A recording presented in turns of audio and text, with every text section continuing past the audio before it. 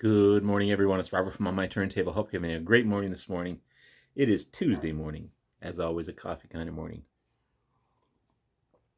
Hope everyone's doing well. This is my final week of holidays, but being on holidays, it's given me a chance to catch up on a lot of videos, and especially this thread. I've seen a ton of videos on this one. This is the 10 albums I listen to the most. I don't know who started it. It's cool that they did. Thank you so much. But these are my 10 go-tos. I listen to a ton of stuff, different music. I'm trying to discover music all the time. But if I want to listen to a particular band, these are the ones I go to. Some I've listened to most of my life. A couple fairly recently, but they're go-tos. They on my turntable all the time. So let's get into it because there's a bit to go through here. And let's start off with this one. Some may surprise you, some may not. I don't know. It's all within the classic rock genre, so maybe not. But Chicago 5. There's a bit of ring wear on here, but it's still in great shape. The Brown album, it's called. Chicago 5. Ironically, the fourth studio album, as the fourth release, was a live album, so it doesn't count as a studio album, obviously. This is the first single album, as the previous 3 studio albums were double albums. So just imagine the body of work that these guys had when they first started out. And it's one of my favorite albums from these guys. Even though I love 1 and 2, Chicago Transit Authority, Chicago 2, and even though Chicago 3 is more of a improvisational, is that the right word? Type of album. And the live album incorporated all 3 of those albums. This one is unique because it's a single album. It's their first single release as well, as far as a radio release in Saturday in the Park. It's funky, it's bluesy, it's progressive. There's no sappy ballads on this as Chicago would turn into later on in life. And that's when I stopped listening to them. I love Dialogue 1 and 2 between Peter Cetera and Terry Kath. Just that cool dialogue. Of course, Saturday in the Park, you can't deny the greatness of the track. Even though it's overplayed, I still listen to it. There's so much on here. While the City Sleeps, Saturday in the Park, State of the Union, Goodbye, Alma Mater. What else we got on here? A Hit by Varize starts off. It's a cool, funky track. All Is Well, Now That You've Gone, Dialogue, Part 1 and Part 2. Again, just a great, great album. One of my favorites by Chicago, I would have to say, because when you get into Chicago 6, that's when the ballads start to happen, and then 7 and so on and so forth. But this was still at that edge of when they were great. They were great. They continued on with 1, 2, 3, and then this one here. Fantastic stuff. Love it. I go to it all the time. I have a better copy in a box set as well, but still, this one sounds good. This next one was an Oops. Back in the days of Columbia House, where you get 5 or 10 for $1 or whatever that deal was at the time. I don't recall ever ordering this one, but it showed up one day in my house. And being a young kid, I was blown away when I received it by the cover. It's so psychedelic and cool. It's 10 years after Rock and Roll Music to the World. 10 years after, it's become one of my favorite bands. British blues rock at the best. Alvin Lee is one of the best players out there, or was. Unfortunately, we lost him a little while ago. But inside, I'm pretty sure this is Woodstock, okay, as they were members of Woodstock at the time they were in that concert. The soundtrack only doesn't really do justice to them. You only show 1 track by these guys, but great British blues rock at the best. Jazzy in spots, bluesy, rockin'. The playing of Alvin Lee is remarkable. He uses every inch of that fretboard and every note on that fretboard in his solos. Um, there's cool psychedelic tracks on here as well. Um, Convention Prevention is a cool track. The lead work in Turned Off TV Blues is amazing. The echoed voice and Standing at the Station. It's cool and funky. You can't win them all. And one of my favorite tracks, Religion. It's a cool, I don't know, it's a funky track. It's really good. Yeah, great album. One of my favorites, and I has been since I had this album for forever. But if you don't know 10 years after, definitely check these guys out. Rock and roll music to the world. And again, these albums are in no particular order. I'm going to switch gears a little bit to go from 10 years after to this amazing live album that I've loved ever since I've listened to it. This is Big World by Joe Jackson. Okay. Wow. 1986 live album, recorded in front of an invited bunch of guests. I really like it. His vocals are unique. I can disappear for an hour and listen to this thing. It's only an hour long for a live album. It's pretty cool. But it's produced really well as well. Wild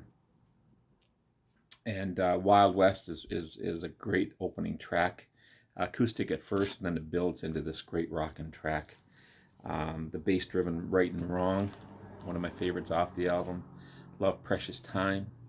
Slow and majestic We Can't Live Together. The solo in this is blistering greatness. It's a fantastic album, live album. I never tire of it. I go back and listen to it all the time. And Joe Jackson's Big World. Great stuff. One of my favorite debut albums. Now, this is not the original that I had way back in the day. I kept the shrink on it. This is Dire Straits. Their debut album. One of the best debut albums ever, in my opinion. 180 gram vinyl. Sounds remarkable. What can you say about this debut album? Is there something in there? Oh, there's a little sticker in there, I guess, of downloads. I don't do that stuff. But yeah, big single, of course, Sultans of Swing. It's on there. I love it, but I've heard it 1,000 million times. But it also highlights Mark Knopfler's excellent playing. But there's so many other great tracks on here. Love the opening of Down the Waterline as the song builds. Makes you wonder what's going to happen in that song. The calypso, like Water of Love. Great slide work in that one. It's country rocker, Setting Me Up. Kind of a cool track. Bluesy Six Blade Knife. Wow.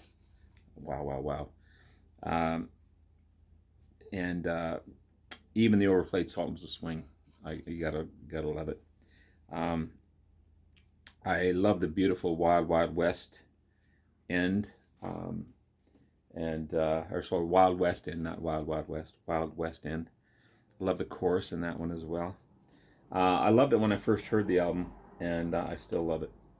This is the original band, and again, one of my all-time favorite debut albums. Mark Knopfler, finger-picking style playing as well. Gotta love it.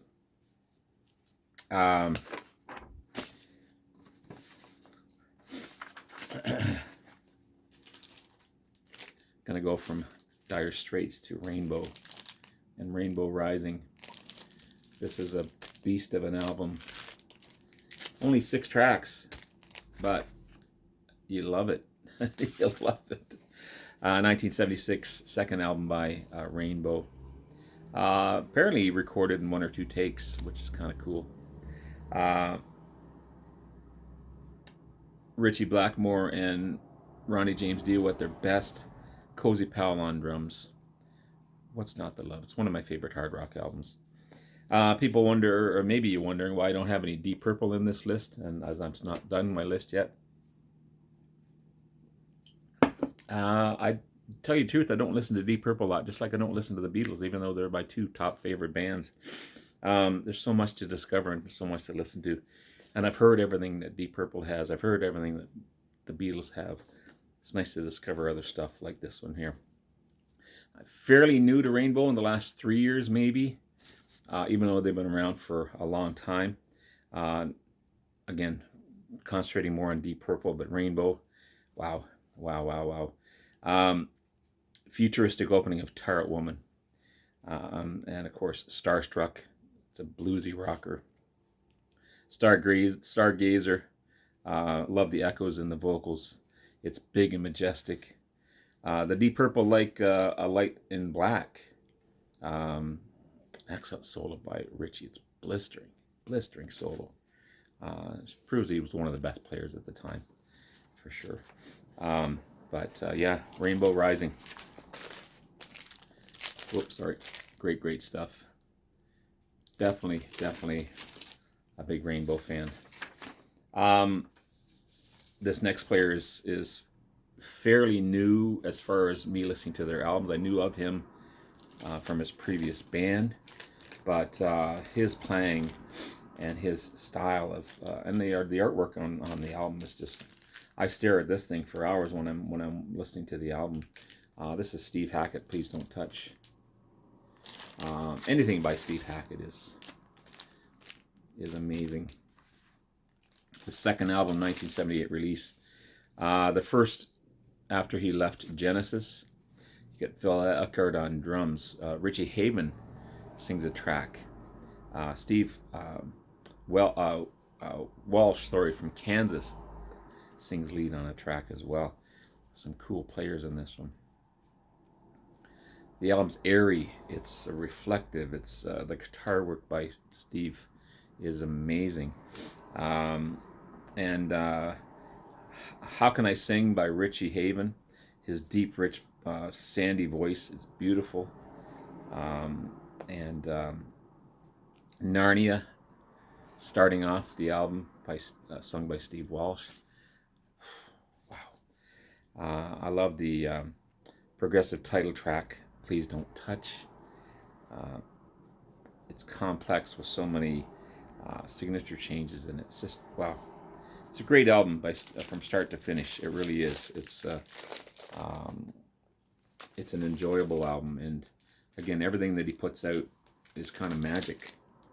So yeah, really good stuff. Really good stuff. This next band, again, fairly new, even though they've been around for a while, but they've got a tragic story too. This is Badfinger, self-titled Badfinger. Whether I feel sorry for the band or I'm kind of influenced by their sound, I just like this album. A lot of critics didn't like this one, but this is a self-titled 1974 release by the great Welsh rock band. They work with Apple Records. They were produced by Paul and George, also Todd Rundgren. But again, they had a terrible existence. This is their sixth album. And beautifully sung, I Miss You by Pete Ham in the beginning. Sounded like Paul. Love Is Easy, great track. Wing Sounding Island, the awesome ballad, Lovely You, Give It Up. Maybe this album reaches me because it sounds like Paul, sounds like Wings. Maybe that's why. I don't know, but I love it. I love it. There's the back cover, by the way. It's a great album. Great album, Badfinger. I've got to throw this next one in. And I've been slowly replacing their albums with colored vinyl. I'm not going to show you the vinyl today. I've already shown you that one. But this is a Canadian rock band, April Wine. This is Nature of the Beast. There's the boys there. This is on orange vinyl with swirl. Really cool stuff. But Nature of the Beast is probably the most commercially successful album. Um, and one of my favorite bands from Canada. I listen to these guys a lot. I love all their albums, but this one I have a liking for the most. 1981, Nature of the Beast. Miles Goodwin and the boys put out a killer album. 3 guitar-driven rock band. You got All Over Town, the big hit Sign of a Gypsy Queen. Rock and Ballad, Just Between You and Me. And the rockin' track, Wanna Rock. Heavy, heavy Future Tense.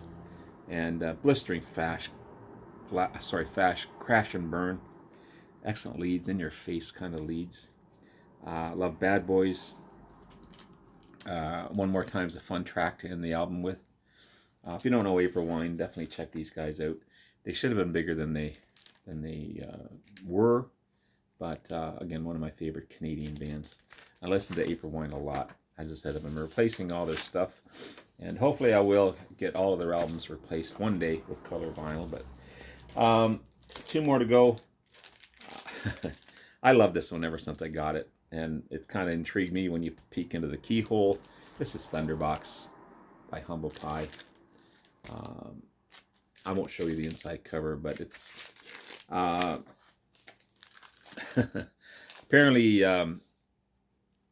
apparently Thunderbox was in a 17th century slang meaning toilet, so hence the keyhole, the lady on the toilet there. 1974 album, their 7th studio album, one of my favorite Humble Pie albums, even though I got a ton of Humble Pie. It's the first album I bought from them. And the great Steve Marriott. What can you say about Steve Marriott? Amazing. Dave Clemson, slide and guitar. Amazing slide work in there. Greg Ridley on bass. Jerry Shirley on drums. I was blown away when I first heard this one. It's everything you want in an album. You got guitars, you got harmonicas, excellent vocals. Still sounds great today. You got funky groove and track Jesus, the funky track Groovin' with Jesus. Steve Marriott sounds so good. The fantastic bluesy I Can't Stand the Rain. Anna, beautiful slow ballad. I love the drums and Rally with Allie. No More, No Money Down. And of course, Drift Away. The great cover was sung by Greg Ridley. Did a fantastic job. Great 70s rockin' album. Great playing, great singing, unique songs. It's bluesy. It's amazing stuff. Humble Pie, Thunderbox. And one more. It's Foghat. This is a band I've known forever, but I've really gotten into them in the last little while, and really dig their stuff. And this is Fool for the City. Fool for the City is probably the most commercially successful album. Great boogie rock slide work. Their 5th album. Slow Ride, of course, overplayed as usual. You got Dave Peverett on lead vocals, Rod Price on slide guitar, amazing slide guitar, Roger Earl on drums, and Noah Johnson on bass. Love the title track, and the overplayed Slow Ride. Some great blues slide work in Terraplane Blues. I love that track over Slow Ride, actually. I think it's a better track. Save Yourself For Me, the rockin' track. Love Drive Me Home. Different sounding Take It or Leave It, the last song on the album. It sounds too modern for the album, but it works. Not just a typical Foghat track, but the lead work in there is amazing. Great rockin' band with a deep, deep catalog. One that I always go to, but I go to this one the most. Fool for the City. There you have it, guys. There's my 10 favorite albums. That could change at any time, but hope you enjoyed. Love you all. We'll talk to you again soon. Bye now.